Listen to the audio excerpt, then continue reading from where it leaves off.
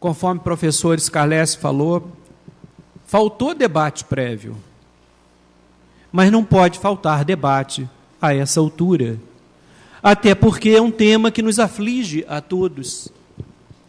E aí, contextualizando um pouco de reforma, em linha com o que foi dito anteriormente, vejam que interessante.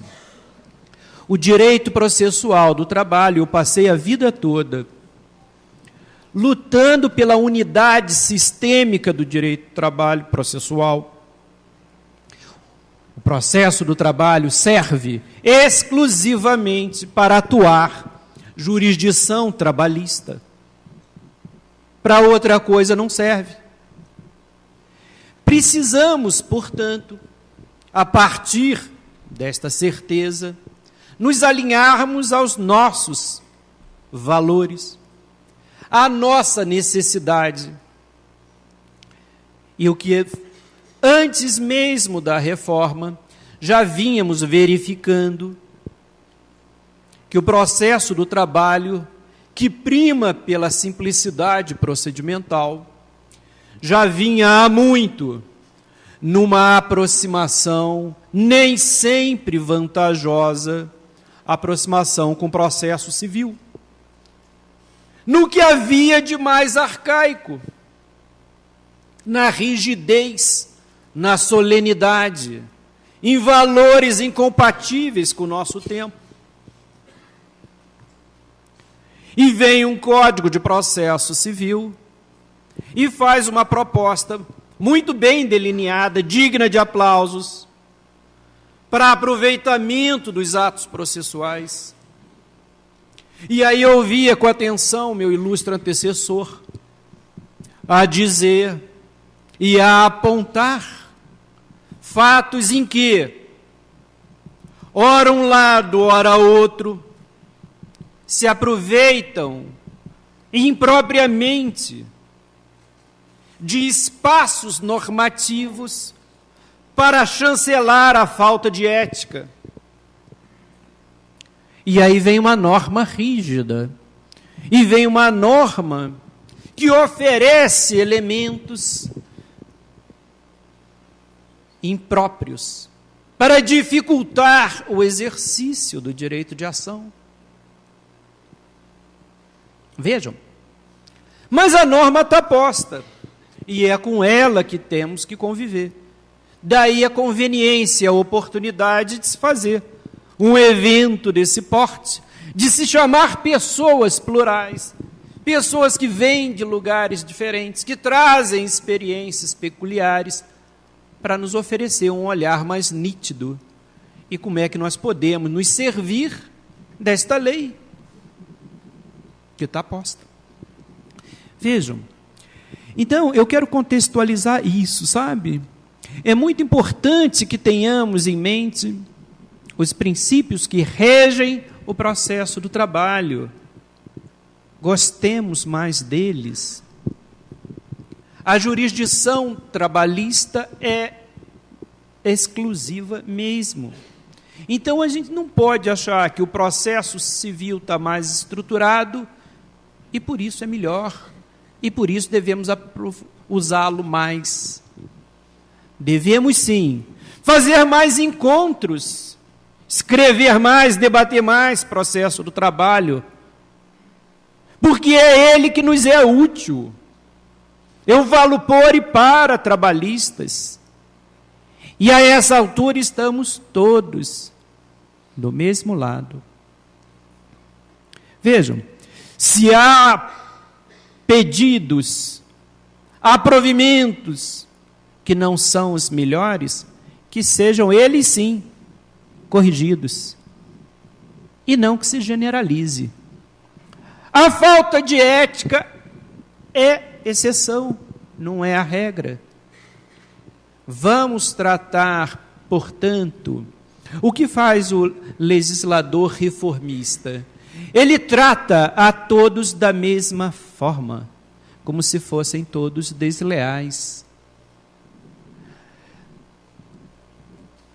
O advogado é o primeiro juiz da causa, e a partir do momento que tece seus suas convicções, oferece a um outro magistrado para seguir o seu caminho, um caminho de depuração, para ver quem tem direito.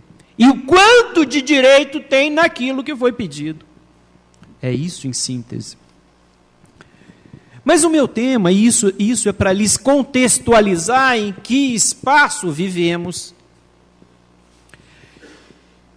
Porque é importante dizer que a reforma, ela elegeu alguns tópicos que, aos olhos de quem legislou, eram entraves para a solução de problemas.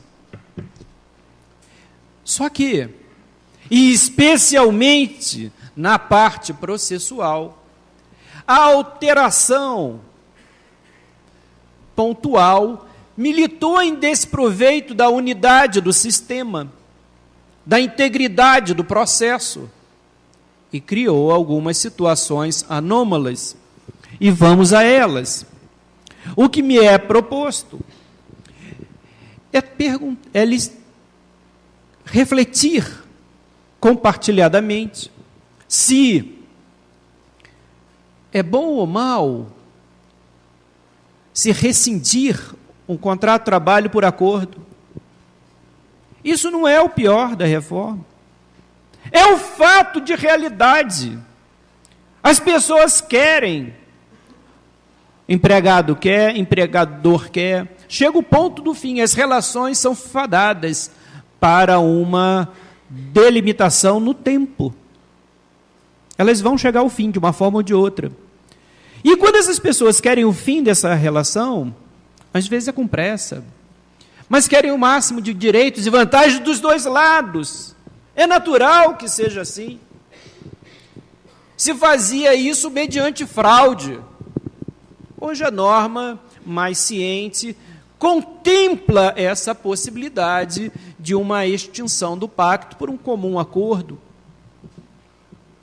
Ainda digo-lhes mais: metade do aviso se indenizado, metade da multa do FGTS, e com possibilidade de saque de 80%, já que não foi um desemprego voluntário. Há um tanto de sabedoria e prudência em se guardar um pouco mais. Lhes conto a parte de nosso tema que sempre achei isso. Sempre achei que devia se guardar um pouquinho do fundo de garantia para o fim, por exemplo, do seguro-desemprego, se a pessoa não conseguiu uma recolocação.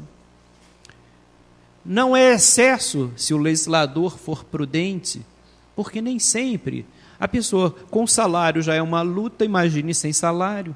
Vai gastar tudo que vai receber. Se não conseguir uma colocação, depois vai ficar ainda mais, numa situação ainda mais penosa.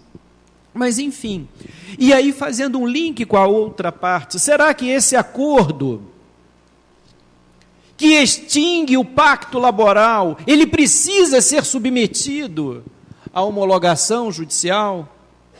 Definitivamente, né? Definitivamente. São fatos jurídicos distintos, um jungido à parte material, outro à parte processual. A jurisdição voluntária, então, que hoje parece novidade em jurisdição trabalhista, quero lhes dizer que não é.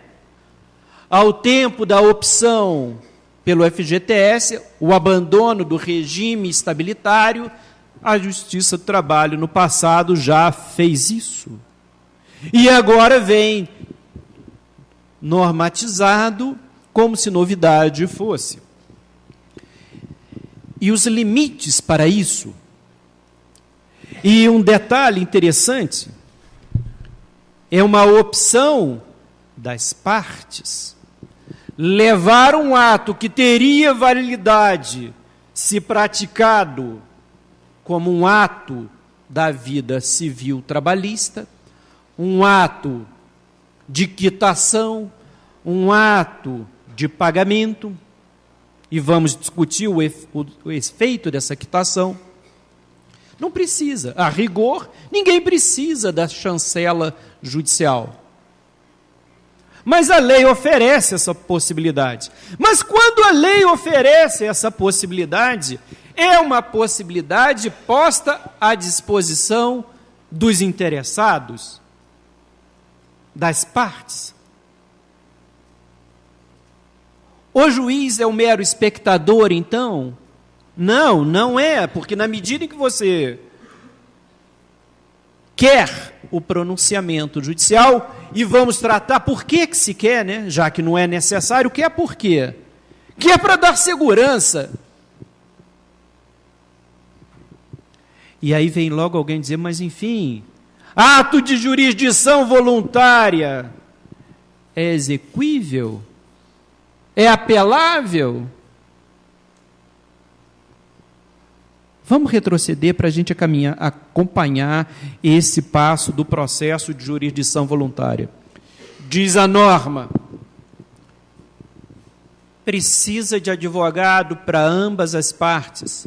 Ora, exceção inadequada ao princípio do ius postulandi. Vamos anotando. E aí, as partes vão em juízo e oferecem o que pactuaram aos olhos do magistrado.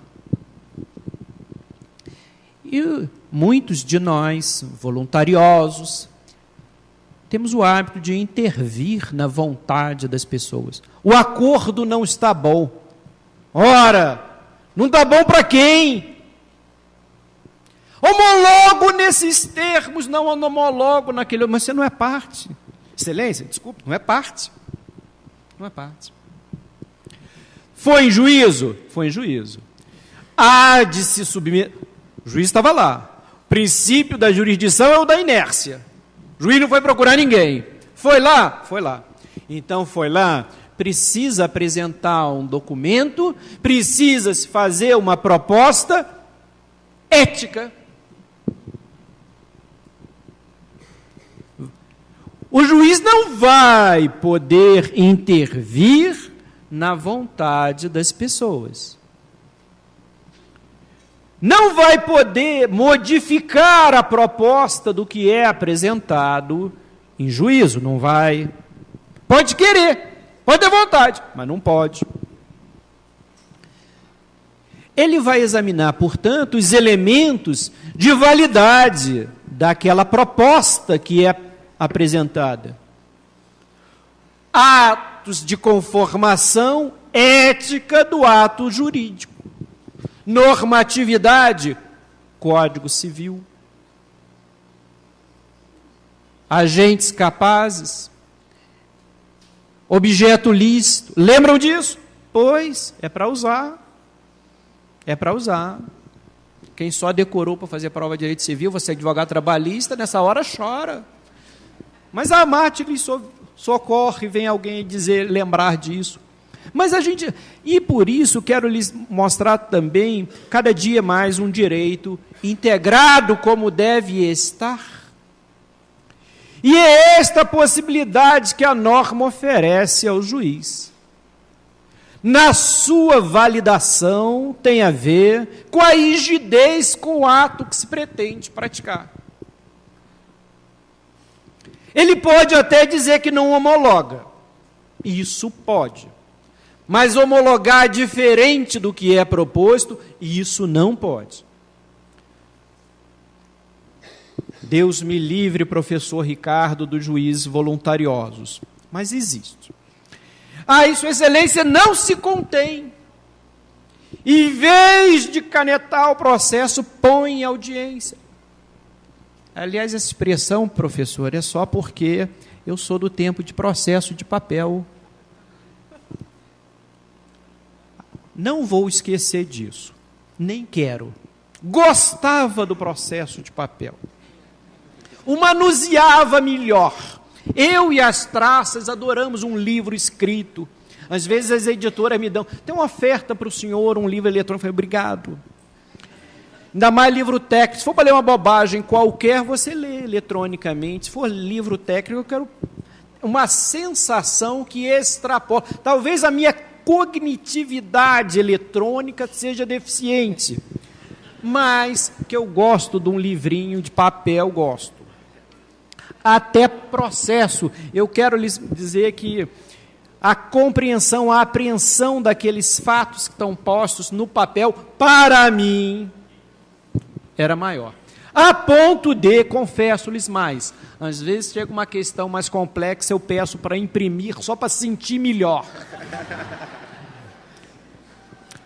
Eu sou um homem que vivo a transição. Sou um dinossauro feliz.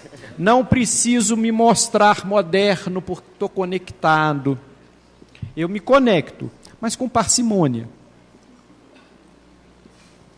Mas voltando ao nosso assunto, o juiz está doido para intervir no processo. Ah, tá. Põe em pauta. Concita as partes a perceber aquele fenômeno por um outro ângulo. Se a parte se convencer e quiser modificar sua proposta, aí sim. Do contrário, não. A possibilidade que o magistrado tem é homologo ou não homologo. A questão é, e aí, jamais posso esquecer que estou falando para advogados. Vejam, não vou teorizar, vou apontar as questões de ordem prática. Jurisdição voluntária, petição conjunta, subscrita por advogados diferentes, e olha o papel que a norma lhes reserva, de uma condução ética do processo. Tem dois por isso. É a norma concitando a todos nós a que um fiscalize o outro. Não precisa fazer com animosidade, não. Pode fazer uma fiscalização dócil. Já que eu sou fiscal, aí se arvorou em poder, vai esculachar o pobre colega. Não é para isso. Mas, vejam só que interessante. Pode-se aditar esta petição? Pode, se eu fizer conjuntamente. A lei não veda. Se o juiz puser este processo em audiência, pode. A ideia da norma... Estou falando alto? Às vezes eu empolgo. Vou botar esse microfone mais longe, que senão nunca mais me chamam. Esse homem veio aqui para gritar no meu ouvido, é que eu empolgo. Mas, enfim, o que eu quero lhes dizer? Aquele ato dispositivo continua à disposição das partes. Pode editar? Pode editar.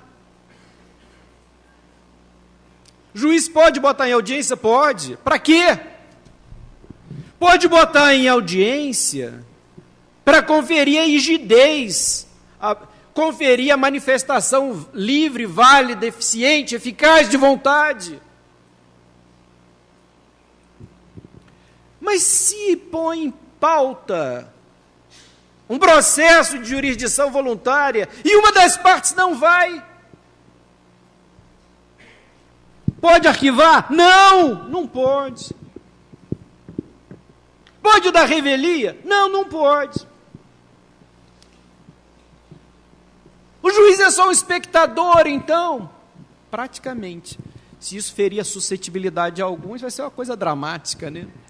Mas o fato é, ele não é o dono do processo. Aliás, nem do contencioso, embora alguns pensem que são. Mas o que vai acontecer? Esse processo, então, ele assume essas características. Alguém pode dizer, então ele só vai poder dizer se pode ou não pode homologar? É isso que cabe à autoridade judiciária. Mas e se ele não homologar? Que é a angústia. Pô, eu fui lá na OAB, o homem falou que o processo era meu, Vem o outro dizer que não homologa. Pode não homologar. E eu posso recorrer? Pode. Pode recorrer. Pode recorrer. E aí alguém mais perspicaz vai dizer: ora, se para aforar a demanda eu preciso dos dois, de patronos dos interesses teoricamente antagônicos, caminham para a unidade, mas são antagônicos. Para recorrer, eu também preciso dos dois. Eu vou precisar. Já não basta no dissídio coletivo que eu tenho que combinar com o réu. Réu, vem cá que eu quero que você seja réu no meu processo. Isso é uma coisa contranatural, né? Eu vou ter que chamar o outro para recorrer comigo. Vem cá. Petição conjunta eu já fiz. Recurso conjunto nunquinha. Vai precisar? Depende. Por que depende? Legem habemos. Por que depende? Se para entrar com o processo a lei exige a vontade de ambos, há de se entender, o interesse também é comum.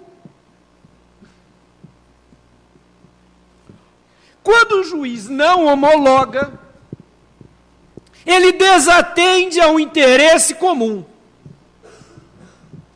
Daí porque, na minha forma de ver, se a decisão é não homologo, o RO há de ser conjunto, por conta da sucumbência recíproca. E quero lhes lembrar, coisa de professor, né? Princípio próprio da fase de recursal. Há de haver sucumbência para emergir o interesse recursal. Diferente é a situação se o magistrado inadequadamente resolve modificar o que está avançado pelas partes e criar obrigações diferentes do que foi postulado, maiores ou menores, piores ou melhores, pouco importa, diferente do que está sendo proposto. E aí o sucumbente é apenas um, quem sofreu os efeitos maléficos daquela providência jurisdicional imprópria. Sofisticada esta questão, portanto, pode ser conjunto ou não, dependendo de quem tiver tido efetivo prejuízo na manifestação judicial. Lhes disse que pode recorrer, e pode. Agora, mandado de segurança não pode, né? Estão lembrados disso? Súmula 418. Não há direito líquido e certo, e isso precede a própria reforma. E a súmula não foi modificada. Ninguém tem direito líquido e certo. Você vai em juízo por quê? Te convém essa certeza, essa segurança que o ato judicial confere. Mais ainda, né? Aliás, esta é uma das razões pelas quais os equivalentes jurisdicionais não pegam no Brasil, né? Não se cumpre decisão judicial, quanto mais acordo extrajudicial. Eu quero esse tônus que só a justiça oferece. Mas ninguém vai lá para ver o semblante plácido da autoridade judiciária naquela manhã. A pessoa vai lá para adotar o seu ato de execuibilidade, torná-lo um título executivo. E vem a doutrina causar problemas e embaraço, né? Dizer que não pode. Pode! Processo de jurisdição voluntária é execuível. É execuível. A reforma foi displicente no particular. Não alterou o artigo 876, para quem tem menos vivência, é o que trata dos títulos executivos. Aliás, eternamente esquecido. Se mudam as coisas, se criam possibilidades executivas e se não se acresce a redação do 876. Mas o legislador processual comum foi um pouco mais cauteloso e elencou no inciso 3 do artigo 515 do CPC as decisões dos processos de jurisdição voluntária como títulos executivos. Use-o com base no 769 da CLT e no artigo 15 do Código de Processo Civil.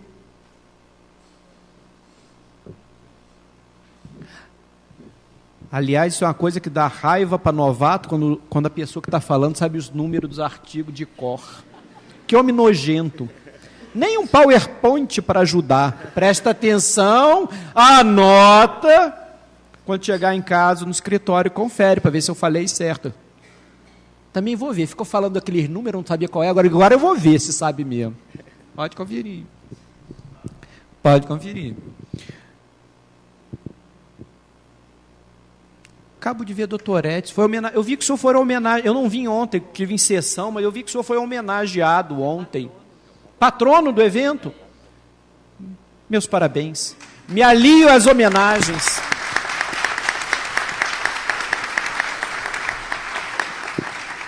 Merecidas.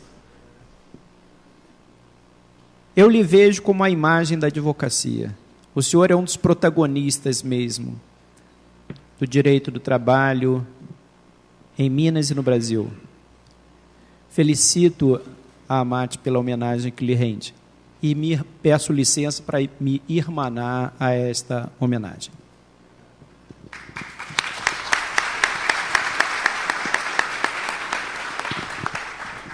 Mas voltando... distrair um pouco. Pode? Ainda bem que não tem aquela sineta desgraçada que tem no tribunal, porque hoje era o dia do inverso. Agora que ele vai ver o que é bom. O senhor tem 1 minuto para concluir, doutor. Vou. Peço sua clemência, 1,5. Para concluir, ainda bem que eu já estava falando de execução, né? Execução é porque está no fim. Para concluir, claro então que pode executar. É para isso que a pessoa vai em juízo.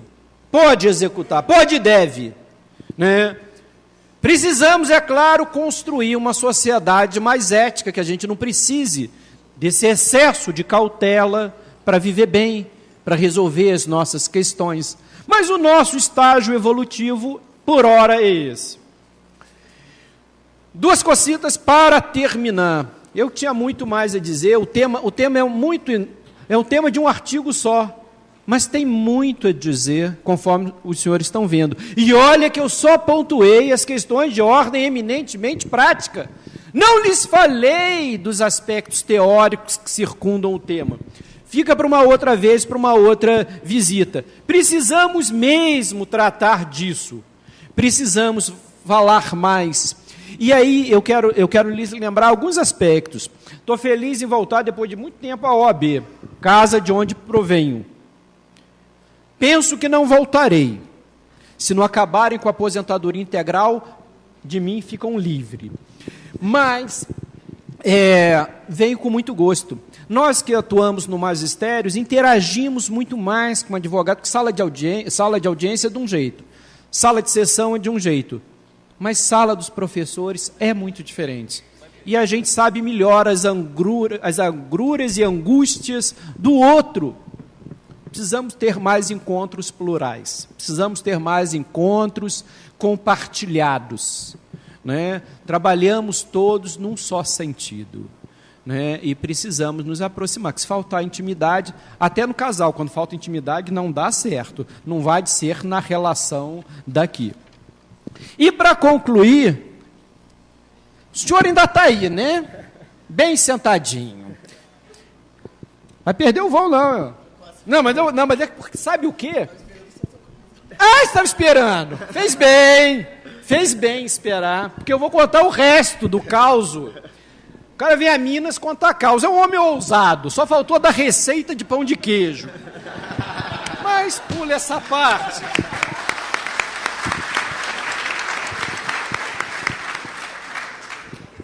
Falamos, eu e professor Scarlett, naquele mega congresso da LTR, dividimos o painel. E ele contou lá... detalhe, a mesa eram 2 ministros do TST e nós 2. Muito bem. Presidindo a mesa, ministro Ives Gandra. Um homem absolutamente formal, solene. Há quem diga que ele dorme de terno, mas eu acho que deve ser mentira. Mas aí, professor Scarlett foi lá, contou. Isso que ele contou para os senhores aqui hoje, dessa camiseta da parte em audiência, tem um corno olhando para mim. Ele contou. Olhando para a cara de Ives Gandra.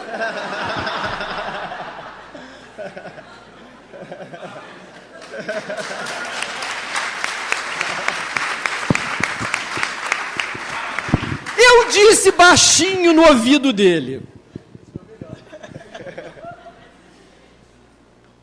Depois dessa, ou o senhor vai ser convidado todo ano ou nunca mais. Vamos conferir ano que vem. Oxalá que estejamos juntos de novo, lá e aqui. Muito obrigado pela gentil acolhida.